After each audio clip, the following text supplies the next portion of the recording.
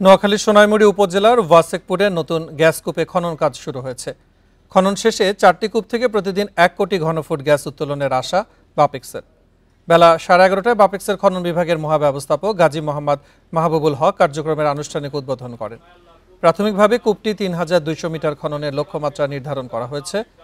120 দিনে কাজ শেষ করার কথা থাকলেও 3 মাসের মধ্যে খনন কাজ শেষ হওয়ার আশা কর্মকর্তাদের। বিকাশে কম খরচে ক্যাশ আউটের লিমিট বেড়ে 50,000, প্রিয় এজেন্টও 2টা। আরো জানাতে নোয়াখালী থেকে যোগ দিচ্ছেন সহকর্মী আবু নাসের। আবু নাসের, এই যে প্রতিদিন 1 কোটি ঘনফুট গ্যাস উত্তোলনের যে কথাটি বলা হচ্ছে, সেটি সার্বিক ব্যবস্থাপনা, প্রস্তুতি এবং কার্যক্রম সেখানে কেমন দেখছেন?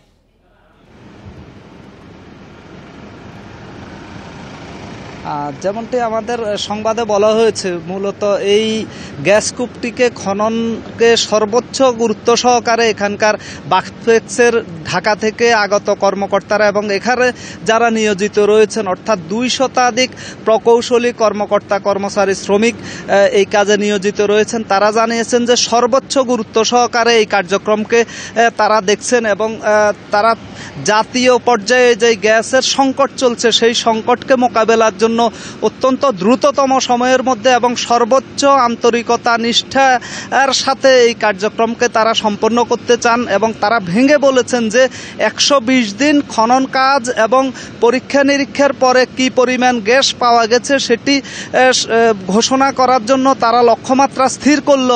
তারা চাচ্ছেন যে 90 দিনের মধ্যেই সব কাজ শেষ করে জাতিকে একটা ভালো খবর দিতে পারবেন বলে তারা আশা করছেন এবং প্রকল্পের সাথে সংশ্লিষ্ট কর্মকর্তারা আমাদেরকে জানিয়েছেন যে তারা ইতোমধ্যে সন্দলপুর, নোয়াখালীর কোম্পানীগঞ্জ উপজেলার সন্দলপুরও সফলভাবে গ্যাস উত্তোলন করতে সক্ষম হয়েছেন এবং সেখানে তাদের লক্ষ্যমাত্রা যেহেতু অর্জিত হয়েছে, সুতরাং তারা আশা করছেন এখানেও তাদের লক্ষ্যমাত্রা অর্জিত হবে, অর্থাৎ 4 স্তরে গ্যাস অনুসন্ধান চলবে এবং সেখানে 3200 মিটার পর্যন্ত খনন কাজ শেষ করে তারা আশা করছেন প্রতিটি স্তরে 10 মিলিয়ন ঘনফুট করে গ্যাস প্রাপ্তির সম্ভাবনা রয়েছে এবং সেই গ্যাস স্তর, প্রতিটি স্তর আলাদা আলাদা করে স্তরের গ্যাস উত্তোলন করা হবে। অর্থাৎ যেই পরিমাণ গ্যাস উত্তোলন করা হবে তাতে করে এই প্রকল্পে প্রায় 84 কোটি টাকা, বেগমগঞ্জের এই প্রকল্পটিতে, সোনাইমুড়ির ওয়াসেকপুরের এই প্রকল্পটিতে বাপেক্স খরচ করলেও তারা আশা করছেন যে যেই টাকা